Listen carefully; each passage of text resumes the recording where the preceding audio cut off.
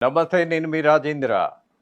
ఇవాళ నేను ఒక విశిష్టమైనటువంటి అతిథితోటున్నాను. ఆయన ఎవరో తెలుసా?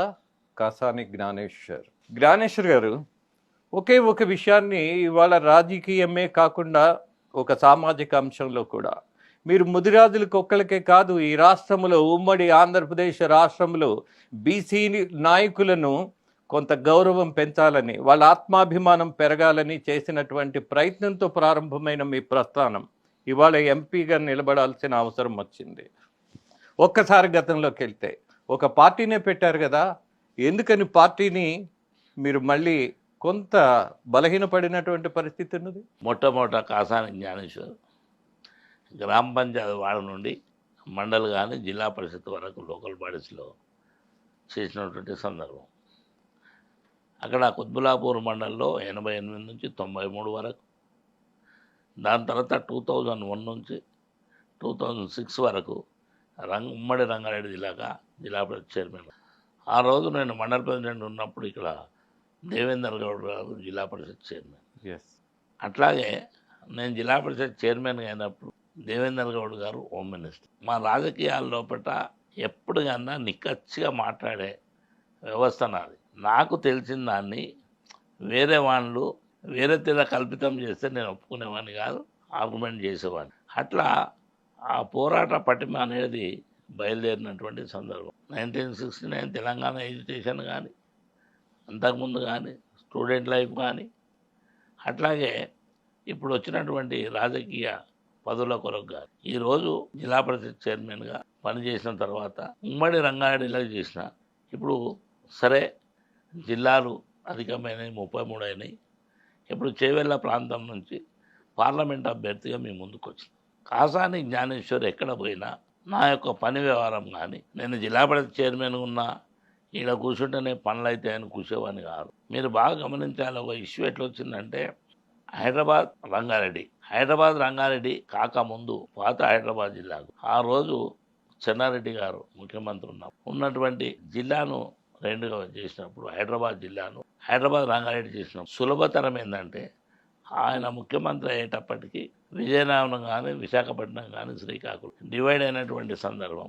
ఇక్కడ అదే పంత లోపల హైదరాబాద్ను రంగారెడ్డిలో చేయాలని ఆయన యొక్క తలంపు.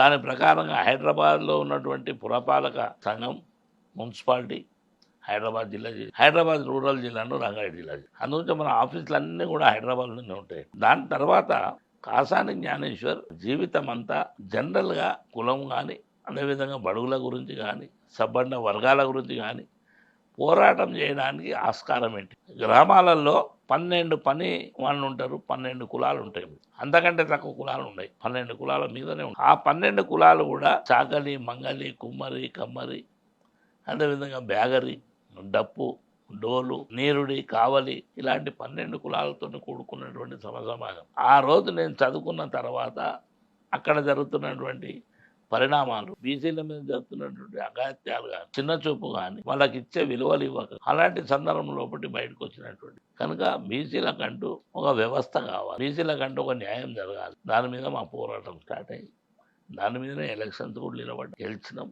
ఓడినాం ఆ కథ. అయితే ఇప్పుడు ఏంటంటే బీసీలకంటూ సబ్బండ వర్గాల ఉన్నటువంటి సమస్య ఏంటంటే, నా ఫస్ట్ మూమెంట్ అలా పెద్దలు రాజేంద్ర గారు కూడా తెలుసు, జ్ఞానేశ్వర్ కంటూ తప్పకుండా జనాభా దామాష ప్రకారంగా పొలిటికల్ రిజర్వేషన్స్ ఉండాలనేది కాసాని జ్ఞానేశ్వర్ యొక్క తపన.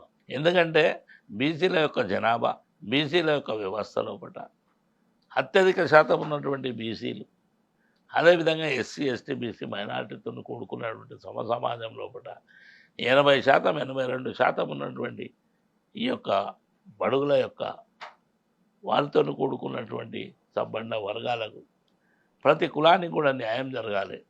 సమాజం లోపల ప్రతి కులంలో కూడా విద్యావంతులు ఉంటారు, తెలివి ఉన్న వాళ్ళు ఉంటారు, తెలివి లేని వాళ్ళు ఉంటారు, అందరిని కలుపుకొని పోయే వ్యవస్థనే రాజరికం. మాకు తెలిసిన వ్యవస్థ లోపల ఆనాడు అంబేద్కర్ గారు ఎన్ని తలకాయలను లెక్క పెట్టుకుంటే దాన్ని బట్టి రాజరికం చేయమన్నారు.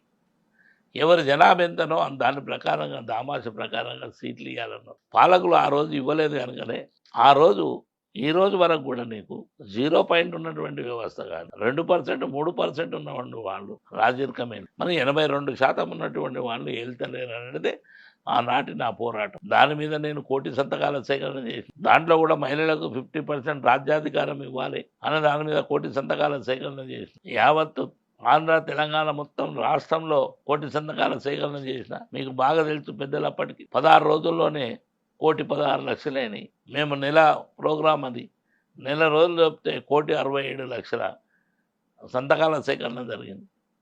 వాటిని బ్రహ్మాండమైన ప్రొసిషన్గా తీసుకొచ్చి గవర్నర్ గారు కానీ అదేవిధంగా సీఎం గారికి ఇచ్చినాం. ఆ రోజు ఉన్నటువంటి మన మీరా కుమార్ గారు ఈ యొక్క పోర్ట్ఫోలియో ఉన్నటువంటి మంత్రి ఆమెకు కూడా ఇవ్వడం జరిగింది. వాళ్ళందరూ కూడా స్పందించడం జరిగింది. వాస్తవమే వాళ్ళు చేసింది. మహిళలకు సమానత్వం ఉన్నప్పుడు పొలిటికల్లో కూడా వాళ్ళు ఉండాలనేది నిర్ధారణ అయినటువంటి సందర్భం.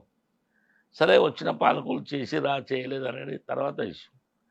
కాకపోతే బీసీల గురించి కూడా బీసీల యొక్క పరిపత్తి కానీ బీసీలకు ఉన్నటువంటి మర్యాద కానీ బీసీల గురించి రావాల్సినటువంటి హక్కు కానీ మాట్లాడే స్వేచ్ఛ కానీ నేను అనుకున్నా నా వరకు రాజకీయ సీట్ మీద ఎవరు కూర్చున్నా కూర్చోకున్నా ఆత్మస్థైర్యం అనేది పెరిగింది. ఎస్ నా కులంలో నేను ఎందుకు చేయొద్దని 93 కులాలు కూడా పటిష్టంగా తయారైనాయి. ప్రతి కులంలో కూడా ఎస్ మేమున్నాం అది కరెక్ట్ అని మన రాజకీయంగా కానీ చదువులలో కానీ విద్యార్థుల్లో కానీ స్టూడెంట్ల వైపులో కానీ వాళ్ళు బాగా తయారైనది అనేది నా వాదన.